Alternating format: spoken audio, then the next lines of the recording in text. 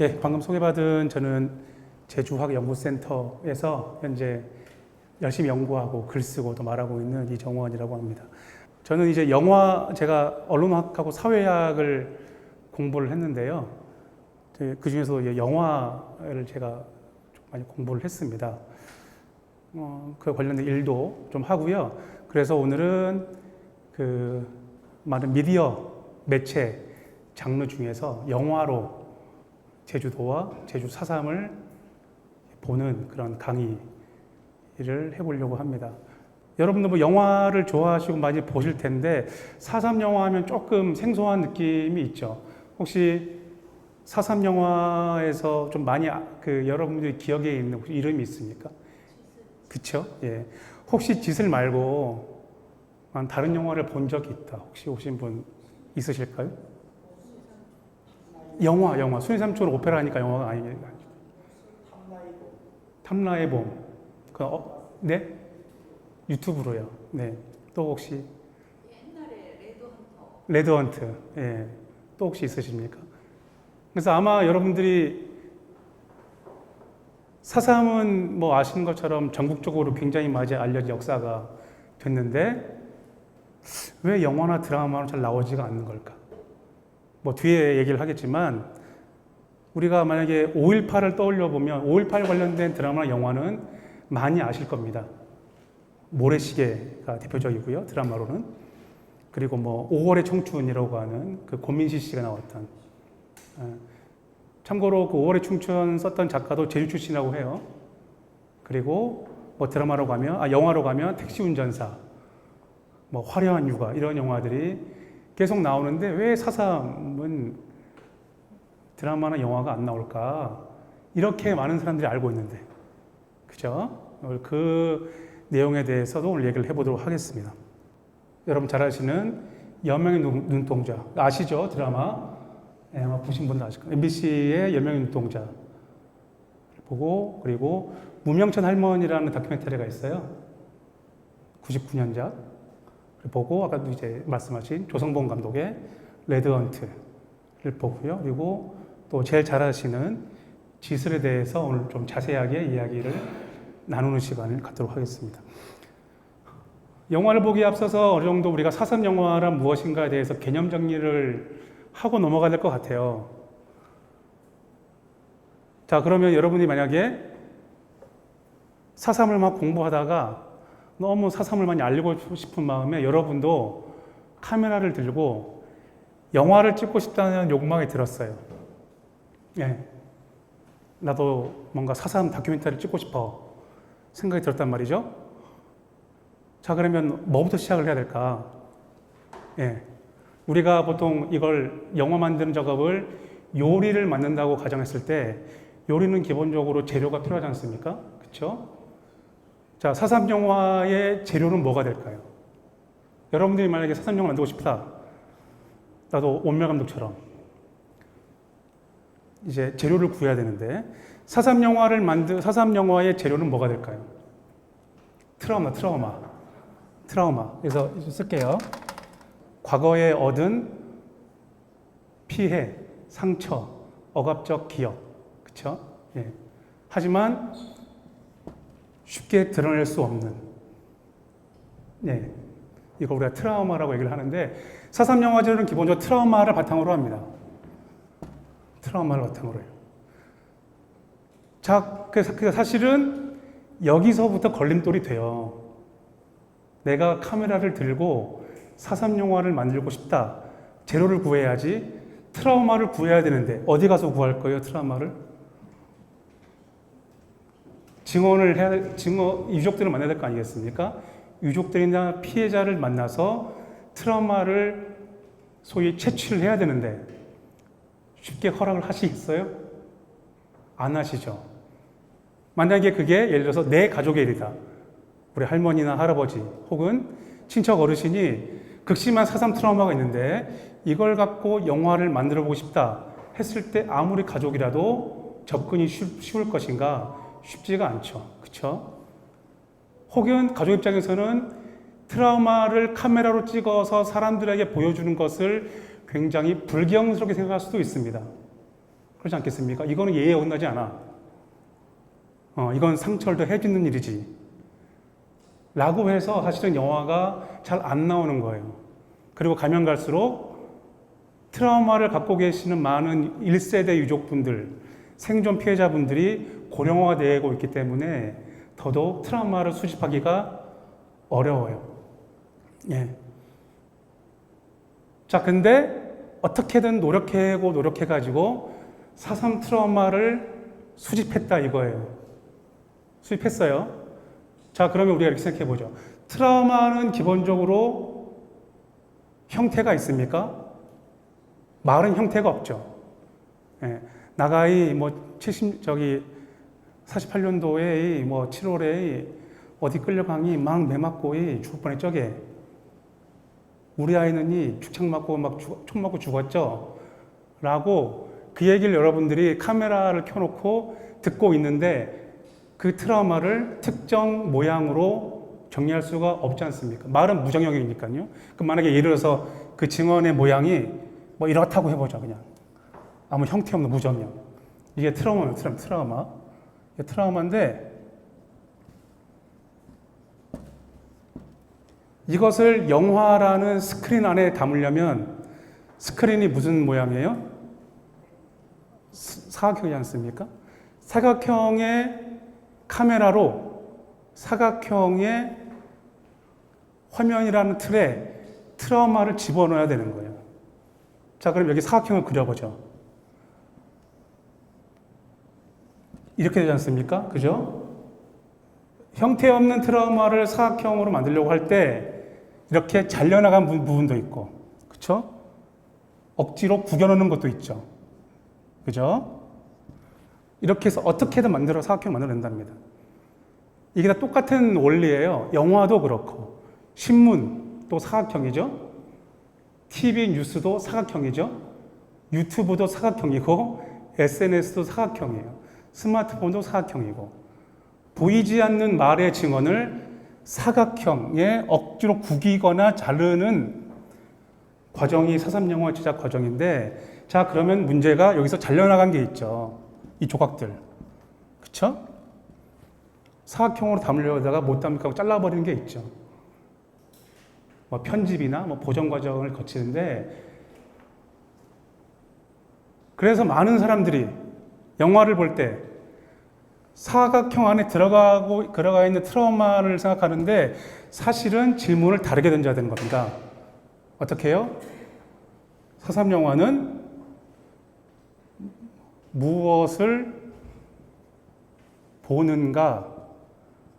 라고 질문할 게 아니라 뭐라고 질문해야겠어요? 무엇을 보지 못하는가? 이렇게 질문을 해야 되는 거예요. 화면에 들어가 있는 트라우마만 주목할 게 아니고 이게 잘려나간 부분을 주목을 해야 한다는 얘기예요. 왜 그럴까요?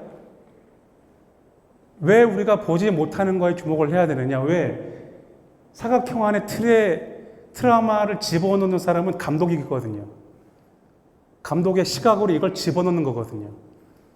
그럼 그 사각형이 어떨 때는 소위 진보일 수도 있고, 사각형이 소위 보수일 수도 있습니다. 그죠? 이 사각형이란 기본적으로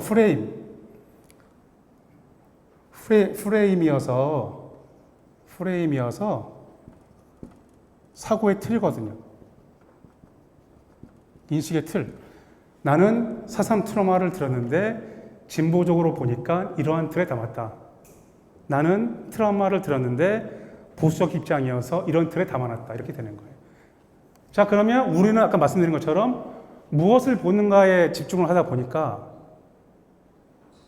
잘려나간 부분을 잘 생각을 하지 못해요. 그래서 제가 늘 안타까운 것이 CGV나 롯데시네마 가셔서 영화를 보고 나오는데 보통 뭐라고 합니까? 영화 재미전? 재미전. 이걸로 보통 말이 끝나죠. 그것은 내가 무엇을 받는가에만 생각을 하는 거예요.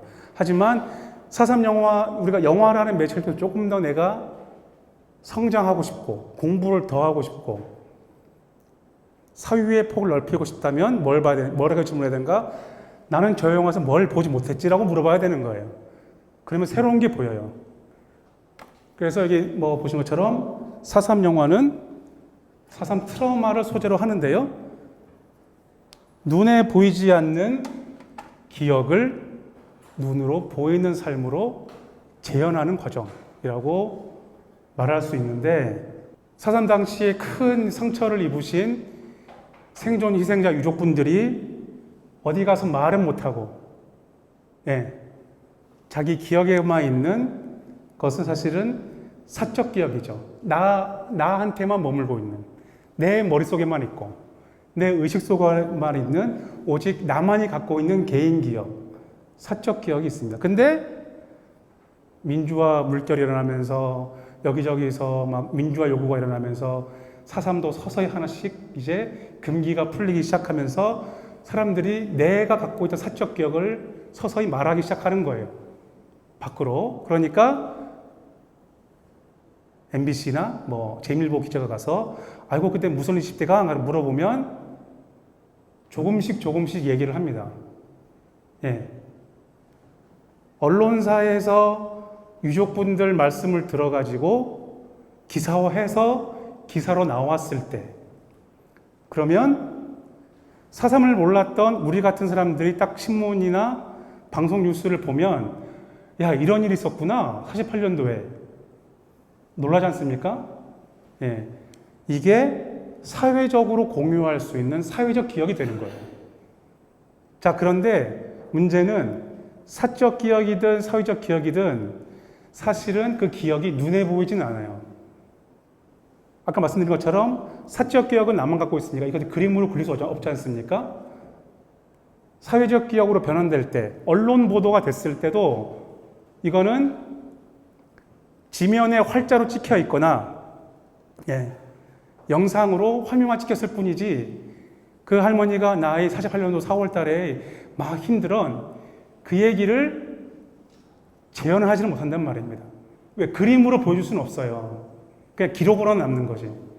사실은 사회적 기억은 그냥 공식적 기록으로 남는 과정이 사회적 기억이라고 볼 수 있고 여기에 이제 문화적 기억으로 옮겨지는 과정이 영화 드라마 역할인 거예요. 어떻게? 눈으로 보여주게 만드는 거예요. 나 48년이 4월 달에 힘들어 그것을 실제 연기자를 동원하고 시나리오를 써서 세트를 만들어 가지고 어르신이 말한 트라우마를 실제로 우리가 타임머신을 타고 과거로 돌아가는 것처럼 만들어서 실제 그런 일이 있었다는 것을 보여주는 과정. 딱 그게 문화적 기억으로 우리가 말로만 들었던 보이지 않는 기억을 눈으로 보일 수 있는 그림 혹은 세계로 보여졌을 때 우리는 그때부터 우리가 겁나기 시작하죠. 4.3 트라우마가 개인의 기억이 아니라 모든 사회의 기억을 넘어서서 내 삶의 순간순간과 함께하는 공통의 기억이 될 때 그래서 다시는 4.3이 일어나지 않는 평화로운 세상을 만들어야겠다라는 생각을 하게 될 때 바로 그게 문화적 기억이라고 우리가 말할 수가 있는 거죠. 그래서 4.3으로 영화나 드라마로 보여준다는 건 단순히 기록을 넘어서 우리가 4.3이라는 사적, 그러니까 개인의 기억을 모두의 기억, 그리고 아이들의 기억, 모든 세대의 기억과 우리가 함께 우리가 살아가고 있는 삶의 어떤 하나의 양식으로서 동일시할 수 있는 그런 기억으로 전환하는 것이 우리가 4.3 영화라고 할 수가 있겠습니다. 그래서 아시겠지만 4.3은 발생하고 왜곡의 과정을 거치고 87년도 6월에 민주화 운동이 일어나면서 서서히 제주도원에서도 대학생과 시민단체를 중심으로 해서 4.3 진상규명 운동이 전개가 되는데요. 이 과정에서 아까 말씀드린 것처럼 피해자만 갖고 있는 사적 기억을 사회적 기억 혹은 전국 모든 사람이 알 수 있는 하나의 대한민국 역사, 문화적인 기억으로 확장해야겠다라는 일념하에 4.3 보도물과 4.3 영화들이 하나씩 만들어지기 시작합니다.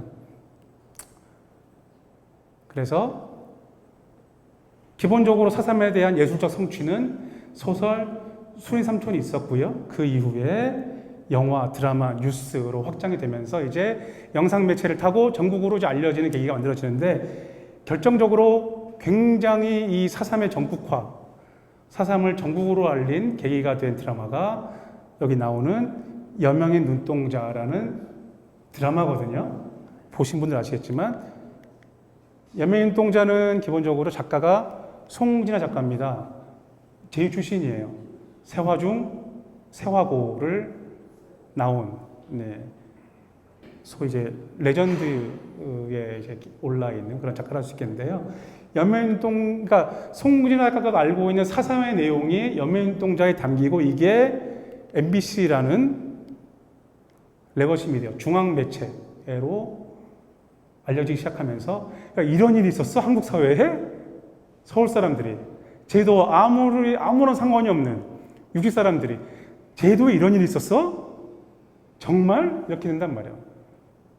그리고 그때 당시의 상황을 재현까지 하니까 막 총 쏘고 총 맞고 죽이고 고문하는 장면을 굉장히 리얼하게 재현을 하다 보니까 끔찍하니까, 아, 우리도 4.3과 같은 일을 반복할 수 있겠구나라는 그런 1세대가 겪은 트라우마가 나의 트라우마로 이제 옮겨지는 과정이 만들어지게 되는 거죠.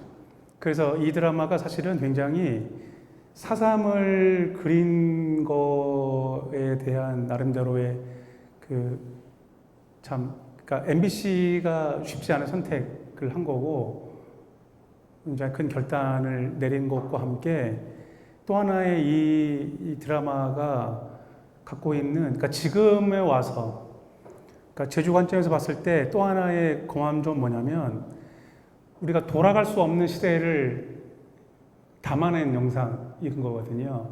지금은 서지코지 저 풍경을 볼 수가 없지 않습니까? 왜냐하면 이제 모 아일랜드가 들어가 있기 때문에. 예. 그러니까 아까 보셨다시피 그 최대치가 윤욕과 아이들을 막 잡고 이제 뛰어가는 그런 장면을 볼 때 저기 멀리 이제 일출봉이 보이고, 또 앞에 약간 이제 봉수대 같은 그런 걸, 사실 그게 섭지코지를 예전부터 가셨던 분들은 그 익숙한 풍경이거든요. 근데 지금 거기가 어떻다? 관광개발이 돼가지고 지금은 일반인이 들어갈 수 없는 곳으로 통제가 되어버렸기 때문에 원형도 많이 훼손되어 버렸고요.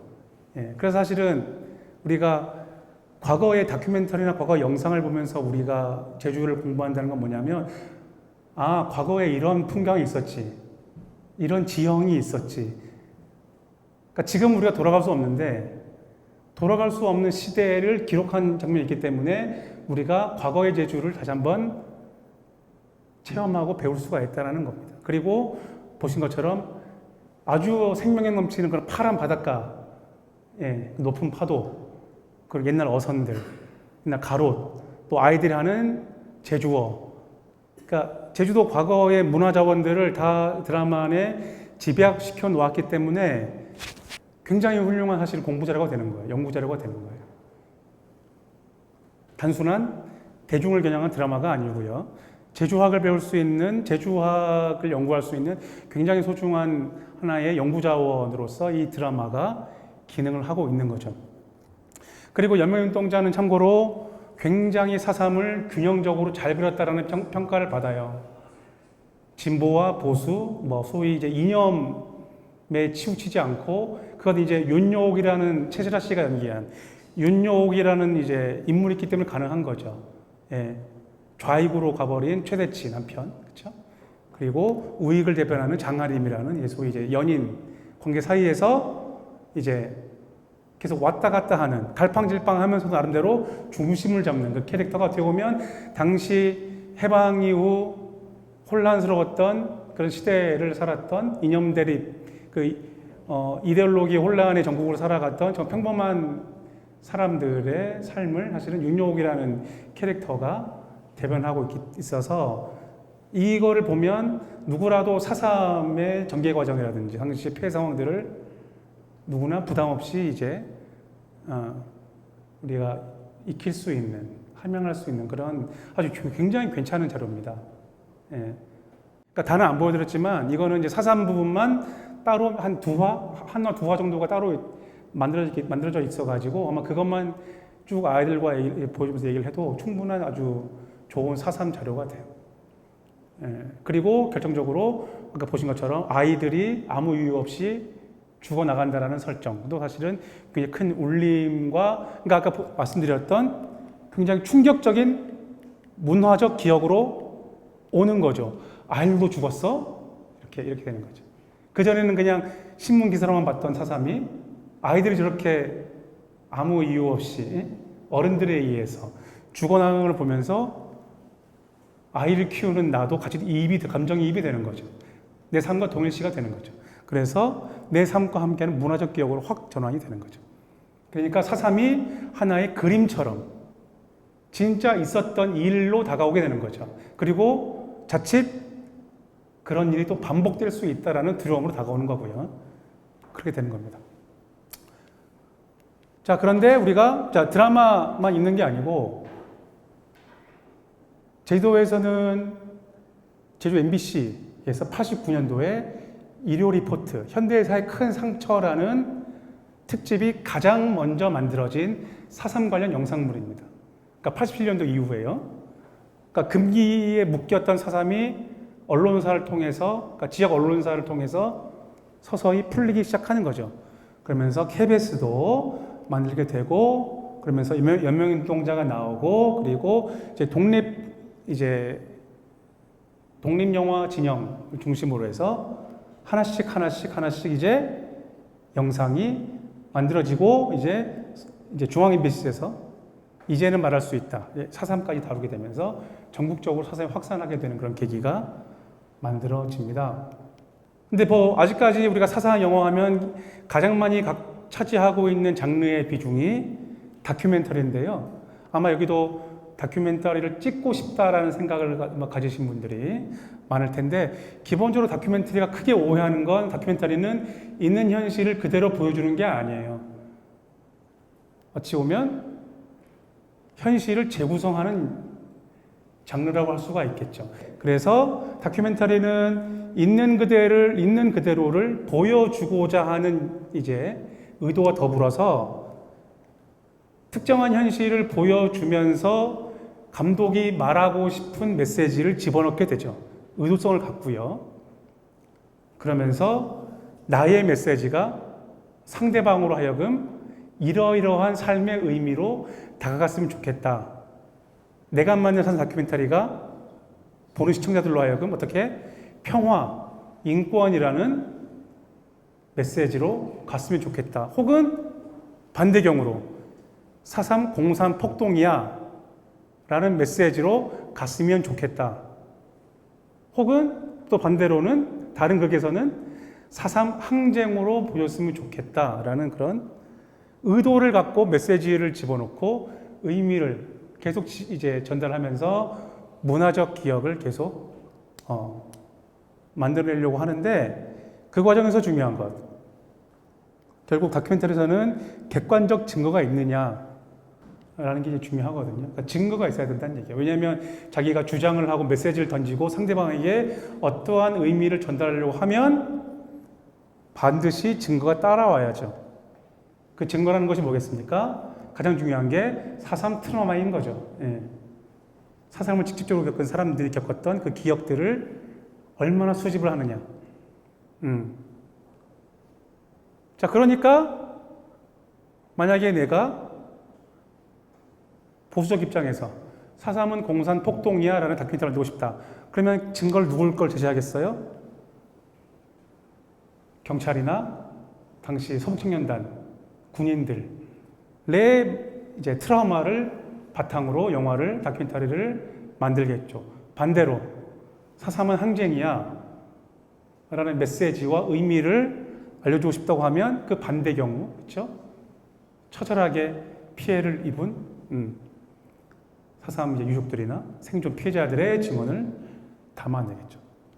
그래서 아까 말씀드린 것처럼 다큐멘터리를 보여줌에 있어서 누군가의 개인의 기억을 모든 사람들이 공감하고 감동받을 수 있는 보편적 기억으로 승화시키면서 하나의 삶처럼 보여줘야 되는데, 예를 들어서 어떤 이제 그 유족 피해자 할머니분이 막 나 그때 힘들엉이 여기 총도 맞고이 막 다리 끊어지고 막 하면 어떻게 하느냐?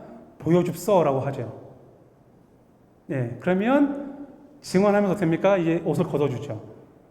그래서 총알이 맞은 자국을 직접 보여주면서 증언을 하면 어떻게 됩니까? 보는 사람들은 단순히 그냥 그 유족 피해자의 사적 기억이 순간 삶의 기억으로 확 달라지죠. 예, 재현되는 순간. 그 몸에 새겨진 총탄 자국을 보는 순간, 예, 보는 사람들은 순간 48년 그 당시로 나도 돌아가게 되죠. 아, 저렇게 해서 총을 맞았구나. 끔찍하다. 무섭다. 이런 일이 있었구나. 이런 일이 벌어지면 안 되는데 어떻게 해야 되지? 이렇게 한단 말입니다. 그래서 4.3 다큐멘터리, 특히 초반 다큐멘터리는 상징을 보여주는 거에 엄청 노력했어요. 끔찍한 상징을 보여주는데 왜? 재현을 못하니까. 예, 그 당시로 돌아갈 수가 없기 때문에 현재에 남은 4.3 당시의 끔찍한 상처, 그러니까 기호와 상징을 적극 활용을 합니다. 그게 대표적인 작품이 김동만 감독님의 무명천 할머니라는 다큐멘터리거든요. 그러니까 지금이야 이제 워낙 많은 4.3 관련 영상과 자료가 나와서 뭐 그런 어떤 그 상처에 대해서 조금 뭐랄까 과거보다는 조금 이게 줄어들긴 했지만 사실 근데 당시에는 이 영상이 나왔을 때 좀 충격이 심했어요. 사회적으로도 제휴사회에서도. 그러니까 4.3이 워낙 오랫동안 금기에 묶여 있었고, 그러니까 여민동자가 나와가지고 4.3이라는 게 있었구나라는 걸 알게 됐지만 사실은 이러한 충격적인 이제 상처까지는 보여주지는 않았었거든요.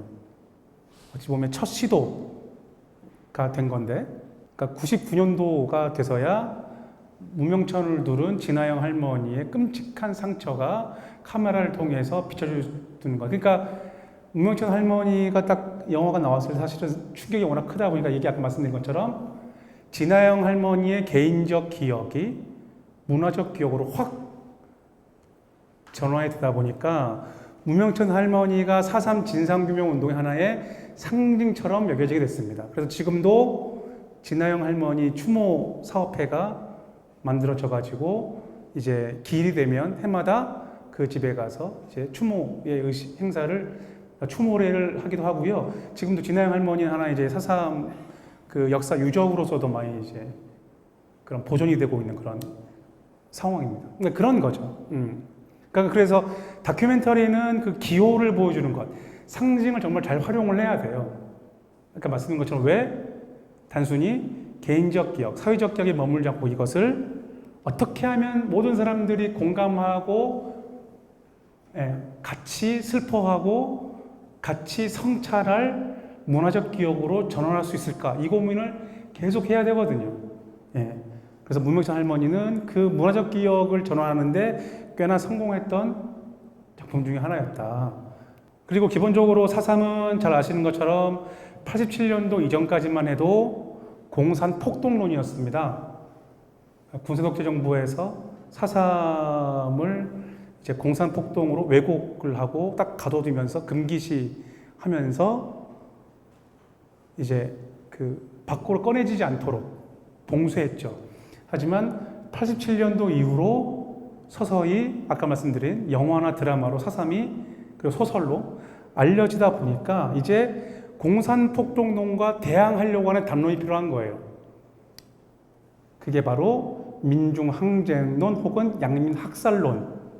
그 군사독재 정권에서 굉장히 아주 강고하게 뿌리 깊게 새긴 반공을 이제 중심으로 한 공산폭동론이 딱 하나의 큰 나무처럼 있다라면 이것을 쓰러뜨려야 되는데, 그럼 이거에 대항할 담론은 뭐냐라고 했을 때 시민사회단체에서 이제 그 민주시민사회 진영에서 내세운 게 민중항쟁론과 양민학살론이 이제 등장을 하는 거죠. 그래서 독립 다큐멘터리는 어떻게 하느냐? 이 바로 정권이 말하지 않는 민중의 항쟁, 양민 학살을 적극적으로 다큐멘터리를 통해서 메시지를 만들고 계속 의미를 표상하기 시작을 합니다. 그게 아까 보셨던 무명창 할머니 역시도 양민 학살론 중에 대표하는 하나의 작품이 되겠고요. 그리고 민중항쟁론의 이제 대표적인 작품이 조성봉 감독의 96년작 레드 헌트라는 작품이 되겠는데, 근데 아까 중요한 것, 다큐멘터리에서 중요한 게 뭡니까? 바로 객관적 증거를 제시를 해야 하지 않겠습니까? 4.3은 민중이 항쟁한 사건이야, 양민이 학살당한 사건이야 주장하고 싶어도 그 주장을 뒷받침할 증거가 없다라면 사람들이 믿지 않죠. 납득하지 않지 않습니까? 설득을 시켜야 할 객관적 증거를 제시를 하면서 감독이 말하고자 하는 메시지와 의미를 사람들하고 소통을 해야 되는데, 그러면 자, 민중항쟁론과 양민학살론을 주장하기 위해서 어떤 증거를 내놓아야 되느냐? 어떤 증거를? 가장 필요한 증거가 뭐겠어요? 희생자와 함께 가해자의 인터뷰를 따는 겁니다. 그래서 실제로 초기 사전 다큐멘터리에서는 가해자들 인터뷰가 꽤 많이 나와요. 왜? 객관적으로 보여줘야 되니까. 그러니까 아무리 피해자들 트라우마를 계속 얘기를 하면서 민중항쟁, 양민학살 얘기해본다 한들 사람들이 약간 일방적인 얘기잖아. 그건 너가 그냥 말하고 싶은 사람을 데려다가 쓴 거잖아. 해버리면 사실 할 말 없어지는 거거든요. 빼도 박도 못하게 객관적인 걸 제시하려고 하면 실제로 토벌에 참여했던 가해자를 등장을 시켜놔야 수긍을 하죠. 아, 그렇구나. 저게 사실이었구나라고 인정을 하게 되는 겁니다. 예. 그래서 아까 말씀드린 것처럼 실제로도 특히 양민학살론, 그러니까 당시에 토벌 때 경찰, 군대, 서북청년단이 어떻게 사람들을 죽였는지, 학살했는지를 강화하기 위해서 가해자 증언을 배치하는 걸 굉장히 주력을 해요. 그리고 대놓고 증거를 명백하게 보여주기 위해서 어떻습니까? 사람 얼굴, 이름, 나이, 주소까지 다 그냥 모자이크 처리도 안 하고, 사람들이 안 믿을까봐 사람들을 믿게 하기 위해서 검증된 가해자의 이제 증언을 내세우게 됩니다. 처음에 47년 3월 1일 이제 3.1절 이제 발포 사건 현장 북초등학교 건덕장을 쫙 보여주면서, 그쵸? 당시 이제 신문 기사를 보여주면서 그때 발포 사건으로 인해서 총파업이 일어났다라는 것을 쭉 이제 객관적 사료, 그렇죠? 예, 증언이 아니라 공문서나 신문 기사를 보여주면서, 자, 거기에 이제 당시 일어난 사건을 정리할 수 있는 전문가, 그러니까 지금 김창호 소장님의 인터뷰를 실은 다음에 그 김창호 소장님의 말을 뒷받침할 수 있는 가해자와 피해자의 인터뷰를 나란히 보여주면서 다시 마무리는 김종민 이사장님의, 당시 제1일보 기자였던 김종민 이사장님의 인터뷰로 마무리한 이 구조. 그러니까 당시 초반의 사전 다큐멘터리에서 많이 쓰이던 구조였습니다. 그건 왜냐? 아까 거듭 말씀드리지만 바로 그러니까 공산폭동이 워낙 거셌기 때문에, 워낙 확고한 당시에 그러니까 당시 대중적 인식이었기 때문에 이것을 깨려면 그러니까 이거와 논쟁할 수 있는 정확한 근거와 증거를 제시하지 않으면 사람들이 절대 양민학살론을 받아들이지 않을 것이다 라는 생각이 있었던 거죠. 그래서 소위 중립적 위치를 차지하는 기자, 연구자를 배치해 놓고 공문도 보여주고 신문 기사도 보여주면서 피해자와 가해자 인터뷰를 같이 보여주면서 소위 객관성을 갖고 자신이 하고자 하는 이제 메시지를 전하려고 하는 거죠. 그래서 그러면서 이제 공산폭동론이 주류 의식이 되던 시기에 이런 독립 다큐멘터들이 전국적으로 이름을 알리면서 서서히 양민학살론이 대두가 되면서 이게 경합을 해요. 98년 이제 김대중 정부가 이제 출범을 하게 되는데 공산폭동론과 양민학살론 이걸 중재할 수 있는 뭔가가 필요하다는 거예요. 예, 너무 대립을 하니까 진영과 진영들별로. 그래서 이것을 중재할 수 있는 조금 그러니까 중립화된 담론이 필요한데 그게 바로 여러분들이 지금 가장 잘 알고 있는 평화, 인권, 화해, 상생이죠. 피해자를 나누지 말자. 모두가 피해자다.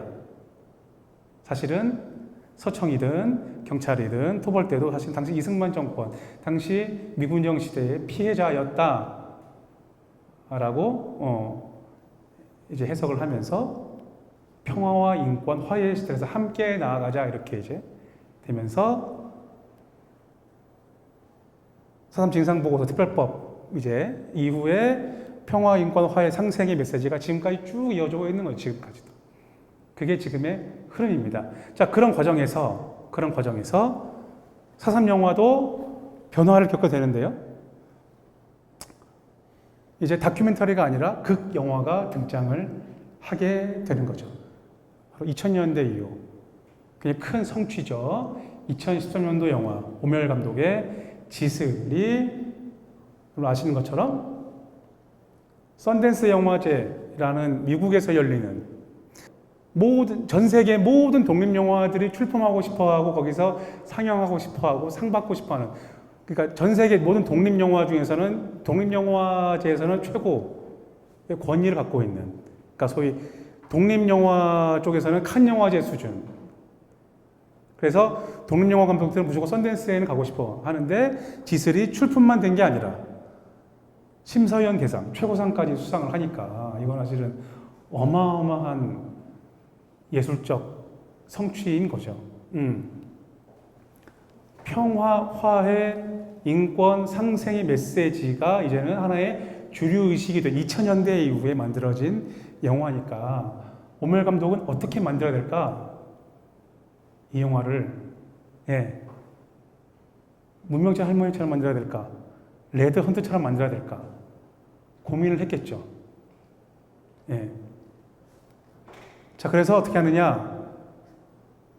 어떤 선택을 하느냐 하면 이념의 이야기는 빼고 살아남은 후손으로서 4.3에 의해서 아무 이유 없이 학살된 영령들을 위해서 제사상을 마련하죠. 영화를 통해서. 그래서 지슬은 모든 환의 과정이 제사 의례의 과정처럼 만들어져 있습니다. 이게 굉장히 오랜 시간 동안 롱테이크로 찍은 영화 장면이잖아요. 카메라를 딱 한 군데 세워놓고 전혀 미동도 없이 녹화를 하는데 배우들이 이제 이 좁은 곳 구덩이 안에서 이제 대사를 서로 하고 있는데, 그러니까 왜 이렇게 찍었을까라고 생각을 해봐야 돼요. 왜 이렇게 찍었지? 아니, 어디 방도 아니고, 넓은 공터도 아니고, 아니면 여기서 조금 더 넓은 공간인데 왜 이렇게 구겨지듯이 사람을 가둬놔가지고 이런 장면을 찍었을까? 그리고 왜 이렇게 오래도록 보여주고 있는 걸까? 그래서 아까 말씀드린 것처럼 지슬은 오멜 감독이 드리는 4.3 영령에 대한 제사상이에요. 영화 자체가. 그러니까 이것도 그 관점으로 보면 어떻게 이제 해석이 되냐면, 지금 남자분들 뒤로 지금 이게 돌담이 있잖아요. 이게 사실 병풍 친 거예요. 병풍을 두른 거고, 자, 그러면 한 사람 한 사람 뭐가 있는 겁니까? 위패가 있는 거예요. 그러니까 병풍이 있든 돌아가신 분들의 사진이 있든. 그래서 사실은 이 배경으로 앞에 제사상을 차리면 딱 되는 거예요. 절 올리면 돼. 그러면 어르신들은 와서 이렇게 놀다 가시는 거예요. 그러니까 아까 그 마지막에 들어간 어린 청년 있지 않습니까? 안 들어가도 되는데 굳이 들어가지 않습니까? 그 좁은 데를. 왜? 그 사람은 안 죽을 수 있었거든요. 왜? 영화에서 경찰 아들로 나오기 때문에. 근데 억지로 구겨서 들어가. 왜? 이 사람도 나중에는 안 죽어도 될 운명인데 자기가 자초해서 죽음을 당하거든요. 그러니까 사실은 이분들은 다 영화 안에서 죽을 운명인들인 거고, 예, 사실은 영령이 돼서 병풍 처진 예, 제사상에 와가지고 그냥 제사밥 먹으러 온 거예요. 그래서 지슬은 거의 이런 상징적 장면을 계속 만들고 있습니다. 아까 그 장면은 또 역시도 제사하고 연관이 되어 있는데 어머니가 칼에 맞고 감자를 껴안은 상태에서 돌아가셔서 집이 불에 타죠. 그럼 이제 나중에 발견한 아들이 와서 큰절하고 감자를 가져가죠. 이거 어떤 영상에 어떤 그 삶의 풍경으로 떠오르십니까? 화장 끝낸 거예요. 화장하고 음복하러 간 거예요. 감자 들고. 네. 그러니까 어머니 장을 치르고, 네. 제사 음식이었던 감자를 들고 가서 동굴에 가서 마을 사람까지 나눠 먹는 장면. 그러니까 돌아가신 어머니 화장 치르고, 그러니까 저거는 감자는 사실 음복의 의미가 있는 겁니다. 감자를 먹는다는 의미는. 그래서 이 영화가 왜 지슬이냐 하면 복합적인 의미가 있는데, 그러니까 이게 동광리에서 벌어진 이제 비극을 바탕으로 하는데요. 동광리가 설총할 수 있었던 배경에는 일단 감자가 있고요. 구황작물로서 감자를 중산간 마을에 씨를 뿌려서 수확할 수 있기 때문에 동광리 마을이 생겨날 수 있었고, 그 마을로 돈을 벌다가 사삼이 터져서 가장 혹독하게 피해를 입은 지역이 동광리인데, 그래서 감자 싸들고 와서 동굴에서 같이 나눠 먹으면서 공동체를 영위하기 위한 의미가 하나 있고요. 그러니까 감자라는 건 설초는 의미가 하나가 있고, 그리고 공동체 삶을 영위한다는 의미가 있고, 동시에 뭐다? 돌아가신 분을 향한 제사상 음식, 그리고 음복의 의미로서도 감자가 있는 겁니다. 그래서 지슬인 거예요, 제목이. 그러니까 오멸 감독이 영령들에게 제사를 드리기 위해서 가장 좋은 음식이 뭘까 생각했을 때 제사상 음식으로 감자를 올린 거죠. 그렇게 의미를 해석하시면 되는 겁니다.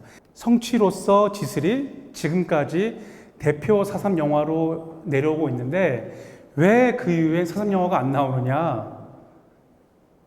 계속 다큐멘터리만 나와요.